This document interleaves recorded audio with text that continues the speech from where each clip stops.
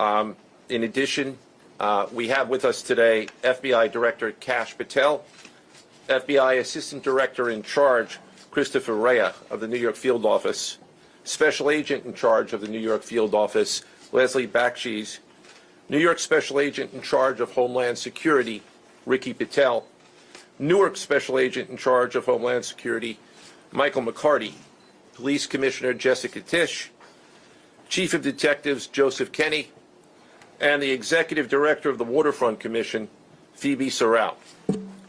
I'm now going to turn the podium over to FBI Director Kash Patel. Good morning. Today we are here in New York to announce a historic arrest across a wide-sweeping criminal enterprise that envelops both the NBA and La Cosa Nostra. The men and women up here standing with me represent a small portion of the leadership team that brought profound justice in an era that needed it more than any. I'll just highlight some of the details in the case and the FBI work, and then you'll hear from the others. But as you now know, individuals such as Chauncey Billups, Damon Jones, and Terry Rozier were taken into custody today, former, current NBA players and coaches. What you don't know is that this is an illegal gambling operation and sports rigging operation that spanned the course of years. The FBI led a coordinated takedown across 11 states to arrest over 30 individuals today responsible for this case, which is very much ongoing.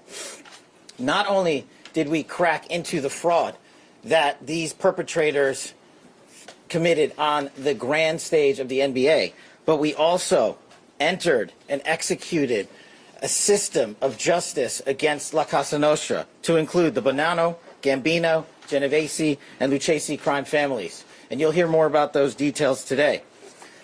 The charges and the arrests that were taken down across this country range from wire fraud, money laundering, extortion, robbery, illegal gambling. This FBI will leave no room for any perpetrator of crime across this country. You hear a lot about our work of defending the homeland and crushing violent crime. Well, this work is also representative of a colossal portion of the FBI's mandate to keep America safe and to keep our entertainment industry fair and secure. The men and women that are standing up here today worked tireless hours, days, months, and years. And the fraud is mind-boggling. It's not hundreds of dollars. It's not thousands of dollars. It's not tens of thousands of dollars. It's not even millions of dollars.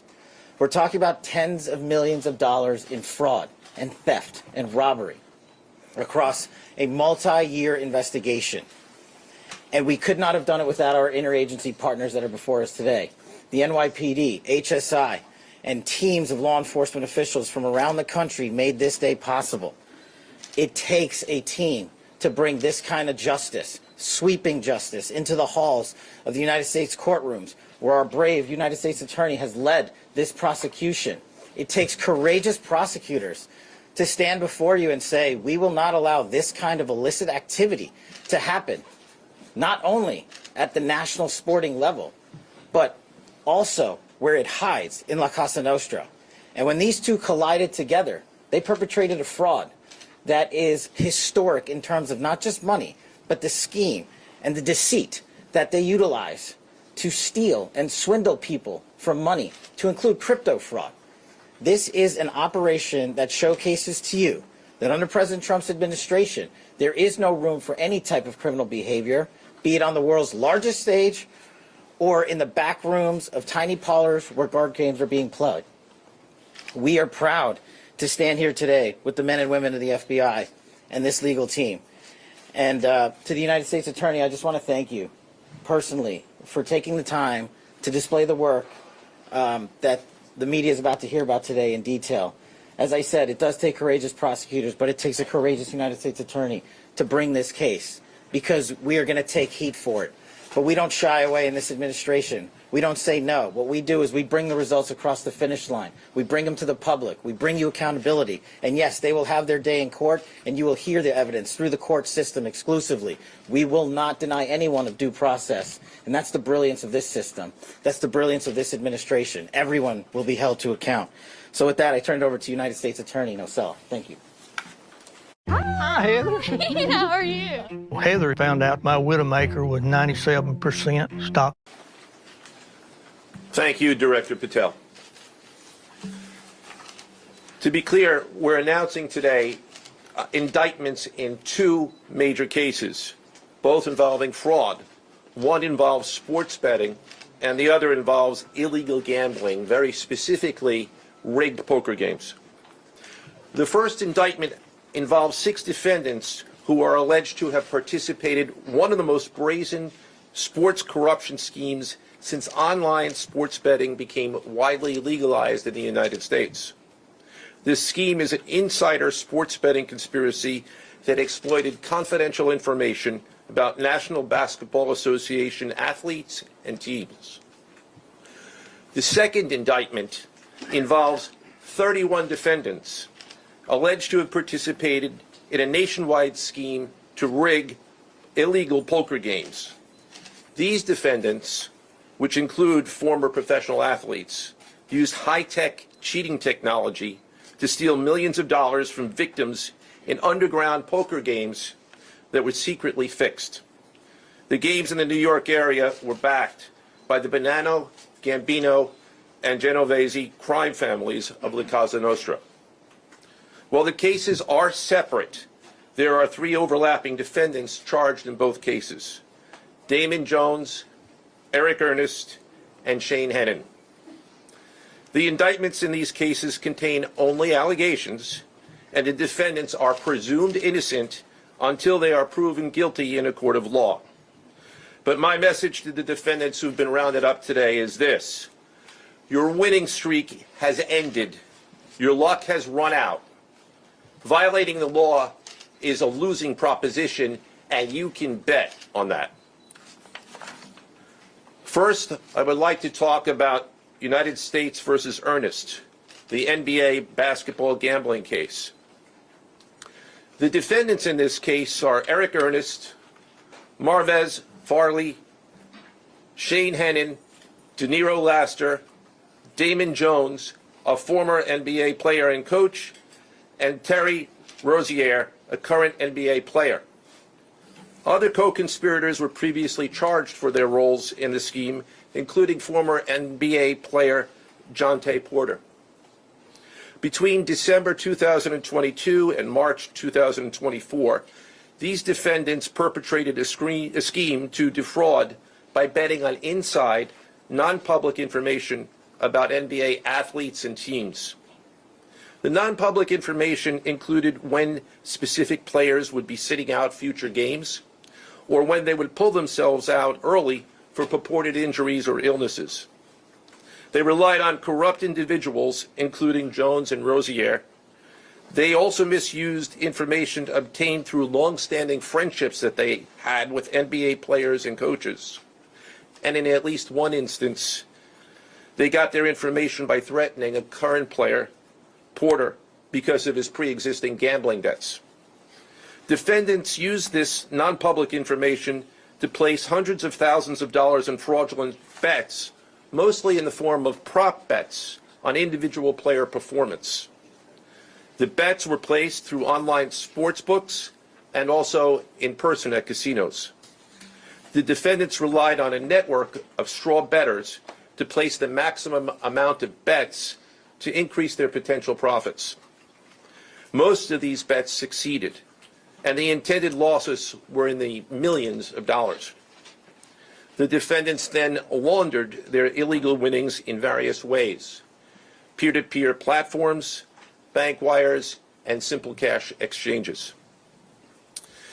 The indictment details specific examples where the defendants profited from illegal gambling and illegal betting on various NBA games about the performance of players on, among other things, the Charlotte Hornets, the Portland Trail Blazers, the Los Angeles Lakers, and the Toronto Rangers. Each defendant in the NBA basketball gambling case has been charged with conspiracy to commit wire fraud and conspiracy to commit money laundering. Now, I would like to turn to the other case, United States versus Aiello, the rigged poker game case. Beginning as early as 2019, the defendants in this case orchestrated a scheme to use wireless cheating technology to run rigged poker games across the United States including in the Hamptons, Las Vegas, Miami, and Manhattan. The scheme targeted victims known as, quote, fish, who were often lured to participate in these rigged games by the chance to play alongside former professional athletes who were known as, quote, face cards. The so-called face cards included the defendant Chauncey Billups, who at the time of the scheme was a former NBA player and is currently the head coach of the Portland Trail Blazers, and also Damon Jones, a former NBA player and coach. What the victims, the fish, didn't know is that everybody else at the poker game, from the dealer to the players, including the face cards, were in on the scam. Once the game was underway, the defendants fleeced the victims out of tens or hundreds of thousands of dollars per game. The defendants used a variety of very sophisticated cheating technologies, some of which were provided by other defendants in exchange for a share of the profits from the scheme. For example, they used off-the-shelf shuffling machines that had been secretly altered in order to read the cards in the deck, predict which player at the table had the best poker hand, and relay that information to an off-site operator. The off-site operator sent the information via cell phone back to a co-conspirator at the table, and that person at the table was known as the quarterback. The quarterback then signaled secretly the information he had received from to others at the table, and together they used that information in order to win their games and to cheat the victims. Defendants used other cheating technologies such as poker chip tray analyzers, which is a poker chip tray that secretly reads cards using a hidden camera, special contact lenses or eyeglasses that could read pre-marked cards, and an X-ray table that could read cards face down on the table.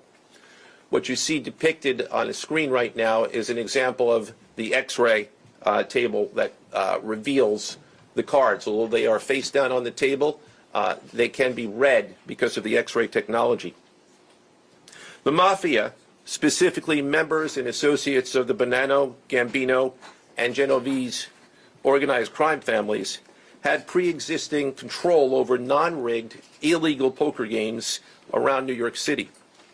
As a result, they also became involved in the rigged poker games, helping to organize the games and taking a cut of the proceedings, and working to enforce the collection of debts. The defendants laundered their proceeds, including through cash exchanges, the use of multiple shell companies, and through cryptocurrency transfers. As part of the scheme, some of the defendants and their co-conspirators also committed acts of violence, including the gunpoint robbery of a person in order to obtain a rigged shuffling machine, and extortions that were perpetrated against victims in order to ensure that they repaid their gambling debts. Defendants who participated in the rigged poker scheme are charged with wire fraud conspiracy. Other defendants have been charged with crimes including illegal gambling, money laundering, Hobbs Act robbery, and extortions. This case demonstrates our office's unrelenting commitment to fighting the scourge of organized crime in whatever form it takes. I'd like to conclude my remarks by thanking the incredible hard work of our law enforcement partners, including the FBI, Homeland Security, the NYPD, and the Waterfront Commission. I also want to thank the dedicated prosecutors who built these two cases and who are standing to my right. Benjamin Weintraub, David Bourbon, Caitlin Farrell, Michael Gibaldi, Irisa Chen, and Sean Sherman. They had the assistance of paralegal specialists Liam McNett, John Schneider, Marlene Bosler. Also deserving of our thanks because of their outstanding investigative work on the NBA case are FBI Special Agents Russell Lantier, Dominic Mariani, Amy Giarosa, Shane Wilkins, and Supervisory Special Agent Luke Hardison. On the rigged poker game scheme, outstanding work was performed by FBI Special Agents Thomas Cribbin, Jeff Boriola, Jonathan Corona, Alexander Silverman, Amy Campanaro, and Supervisory Special Agent Michael Malahi, as well as NYPD Task Officer James McCullough, and from Homeland Security, Supervisory Special Agent Charles Freund, and from the Waterfront Commission, Detective Paul Shimborski. Finally, I want to note that the investigations in both cases are ongoing, and we encourage anyone with information about either scheme to please contact the FBI. Now I would like to turn the podium over to Special Agent in charge of the New York Field Office, I should say the Assistant Director in charge of the New York Field Office of the FBI, Christopher Rea. Chris?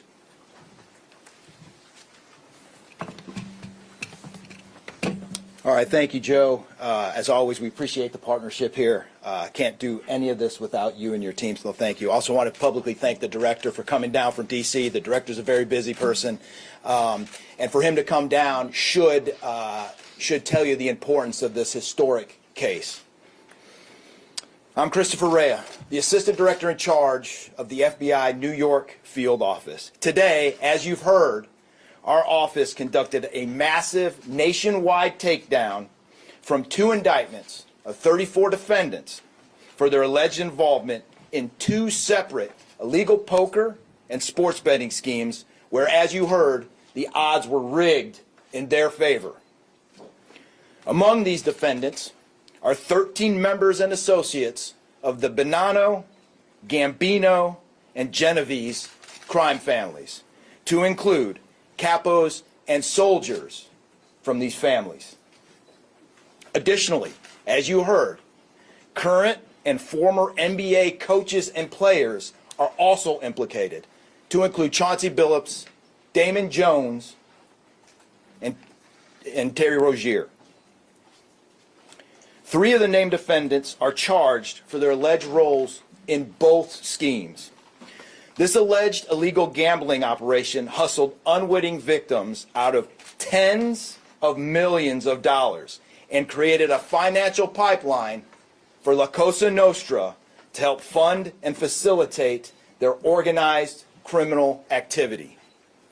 Victims were attracted to play alongside well-known professional athletes and coaches like Chauncey Billups, only to be unknowingly deceived through rigged shuffling machines, fixing the odds in their favor, as alleged and as you just heard from the U.S. Attorney's Office.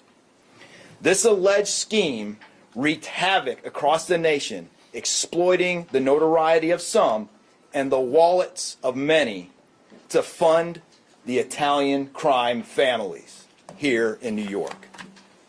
Let me be clear about this fact. The FBI has not and will never take their eye off the ball when it comes to Italian organized crime in this city, specifically the LCN and the 5 families here in New York. We are not going to permit any criminal enterprise, whether it be Italian organized crime, Asian organized crime, Eurasian organized crime. We're not going to permit any of those organized crimes, families, and organizations to operate in our city or our country, as evidenced by the 11 states that were also participating in this operation today. The FBI office here in New York remains committed to eradicating all unlawful revenue streams fueling this criminal activity. As with most cases we've worked, this is only the tip of the iceberg for the FBI and the U.S. Attorney's Office. Our LCN squad agents and analysts are continuing to work day and night with the Eastern District of New York to ensure members and associates of the 5 families cannot continue to wreak havoc in our communities. Today would not have been possible without the tireless efforts and dedication of the FBI New York Eurasian Organized Crime Task Force, which, as you heard, was led by Supervisory Special Agent Luke Hardison, and the Italian Organized Task Force, which was led by Supervisory Special Agent Mike Malahy. And coincidentally, Supervisory Special Agent Malahy is going out on a positive as he is retiring at the end of this month for 30 years of dedicated service to the FBI, and that deserves a hand. He's what we call a legend here at FBI New York.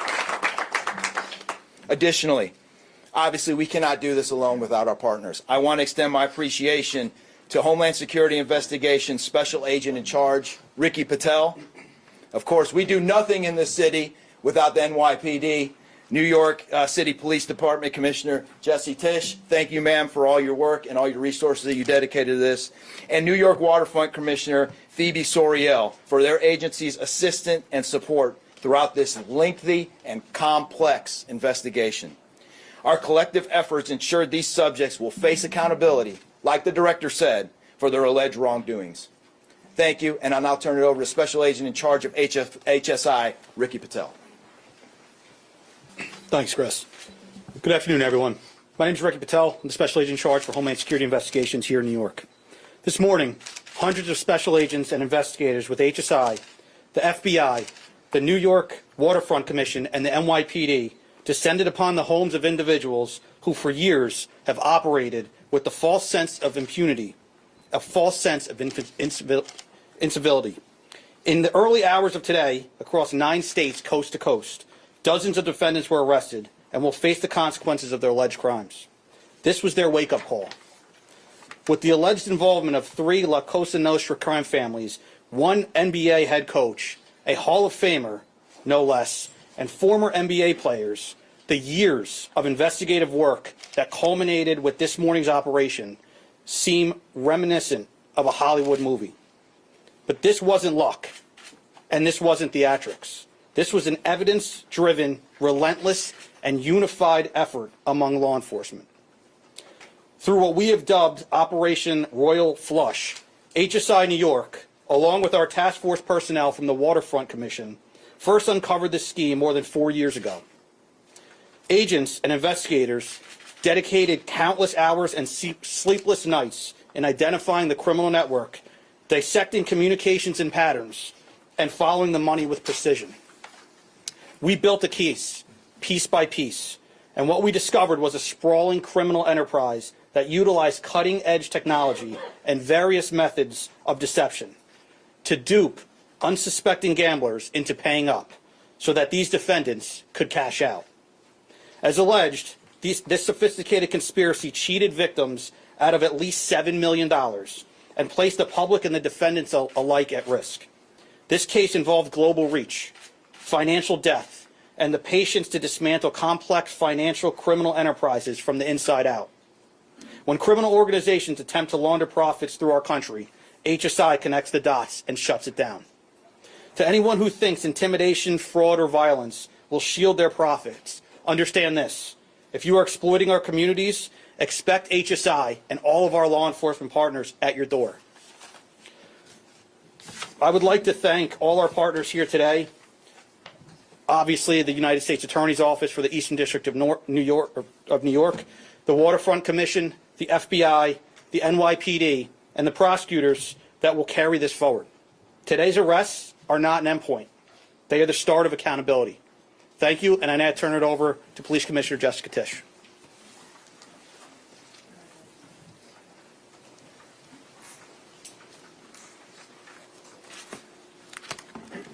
Good morning. Thank you to Director Patel, Assistant Director Rea, and U.S. Attorney Nocella. What we're announcing today is not just another takedown.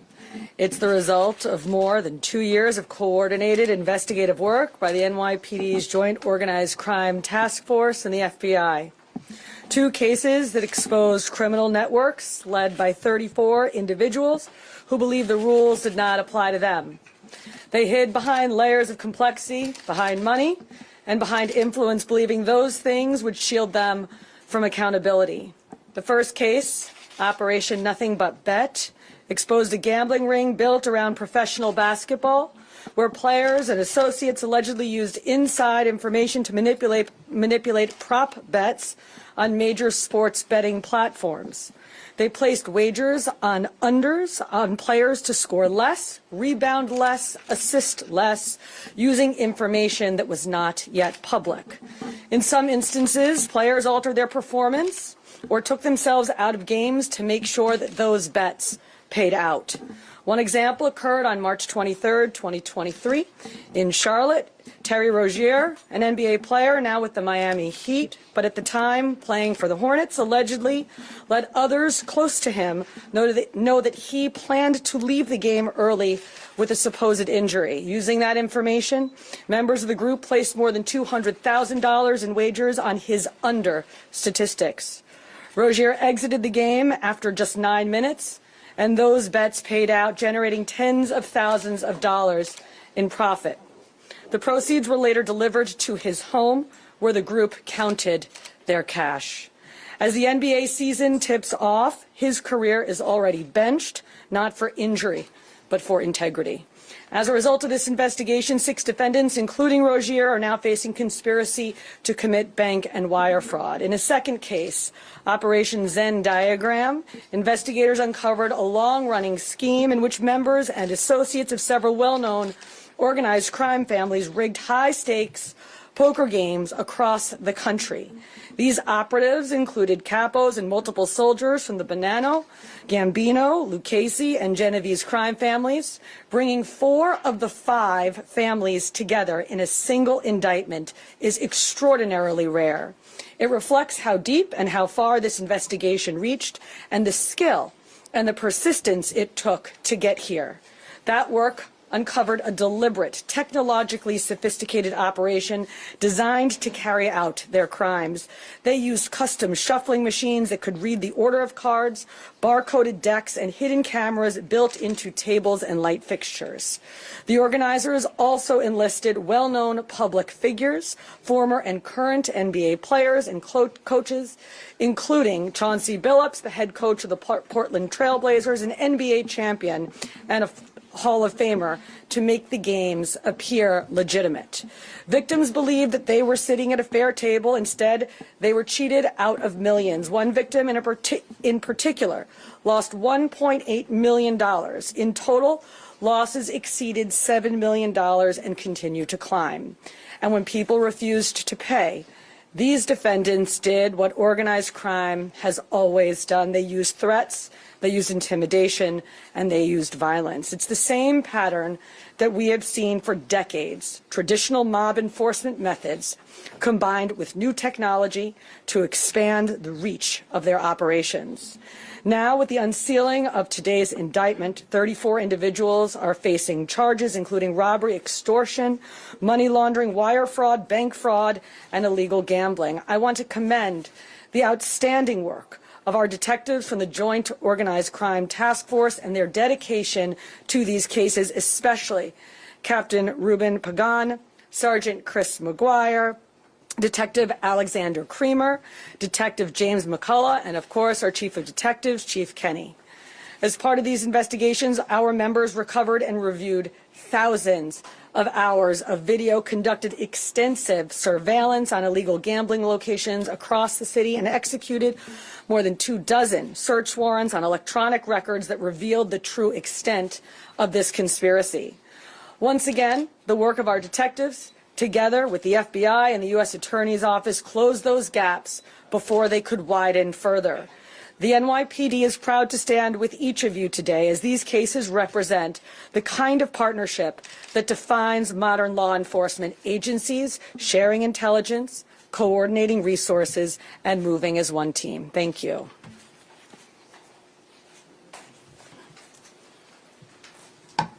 If anyone has any questions that they'd like to ask, now is the time. I have a question about the structure of the case.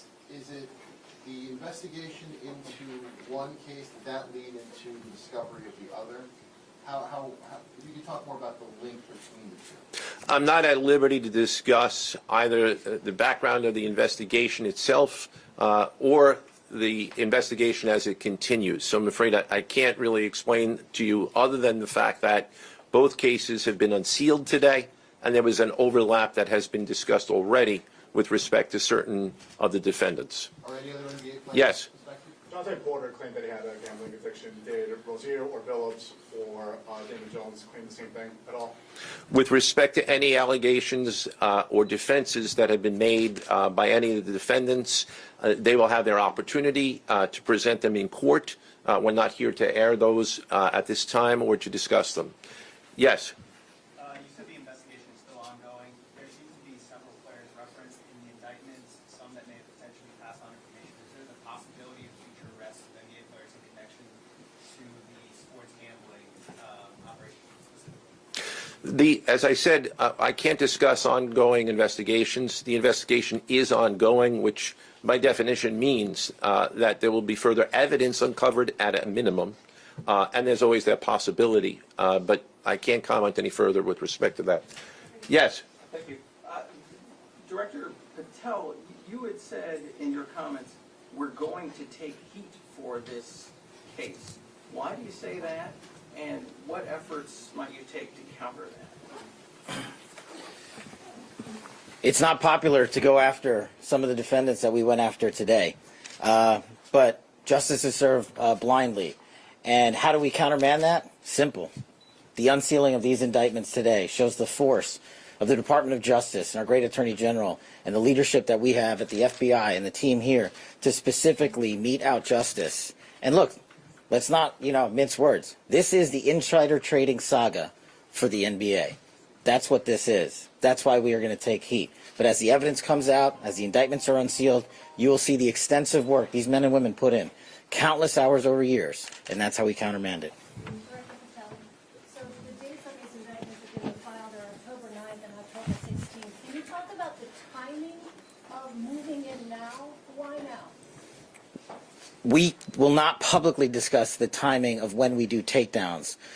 I will only say that we do takedowns in a coordinated fashion with our law enforcement partners and the U.S. Attorney at the appropriate time to make sure that we ensure the integrity of the investigation, as the United States Attorney said, an investigation that is very much ongoing.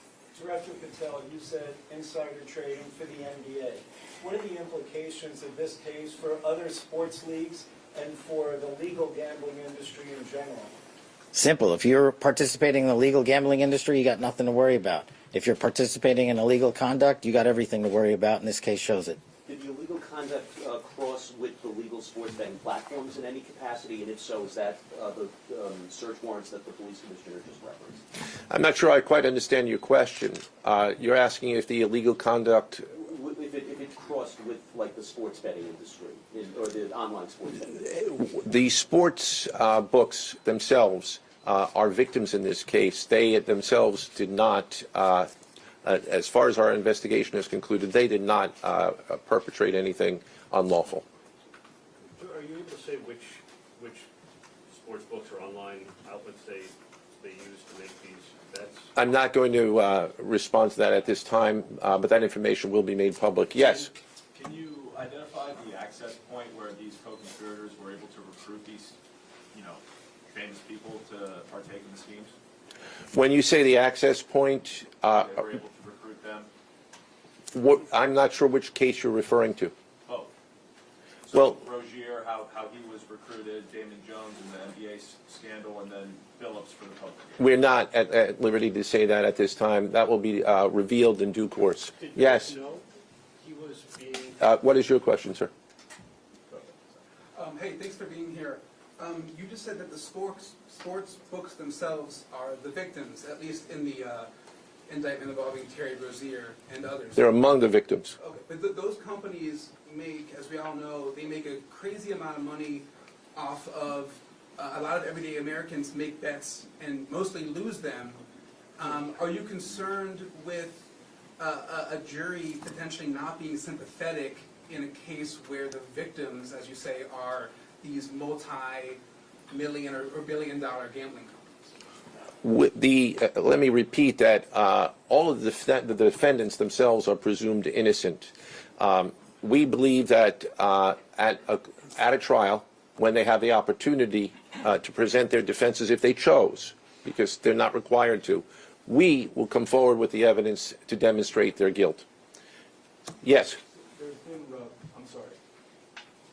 Did the NBA cooperate The answer to your question is yes, the NBA has cooperated with the investigation. Yes, sir. There's been a reason to believe there's an associated college basketball element to this. Can you confirm that, or is there another investigation or part of this investigation that will affect college basketball? The investigations that we announced today did not involve college basketball. Last question. Yes. There was an emphasis on the Italian crime presence, organized crime in New York. Can you give us a sense of the strength and status of Italian organized crime in New York right now?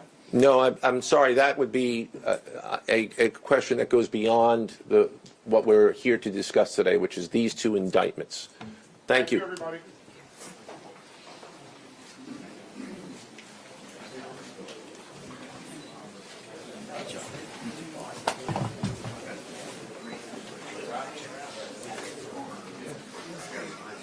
Even the best relationships have rough patches.